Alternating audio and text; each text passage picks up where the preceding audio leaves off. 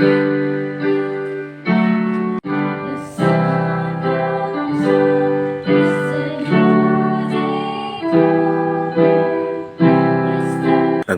ra man gud unta na sila kanta ba unya kay ting paniud to man gud nga oras mo tong nagkauna na si Jingjing ba nga lami daw kayo magkinilaw so mo to namalit na dayon mi blamas sa para kinilaw unya si ate Jinali na jud nagkuha na sa lamas ba unya siyempre tabang-tabang puta ginagmay no kita nagkuha na ng isda unya lahi man din diri agod lisod mo kayo diri palitan og pangkilaw jud so mo na lang among gipalit unya ipilian ra pud ako ang kuan sa isda unod sa isda. So muna na ato nahimo mga nyor nya. Siyempre, ato na dayon na siya pusan og sili mga nyor. Palami kayo bahalang-halang tirada. Pero dili kayo makuha ng langsa sa isda.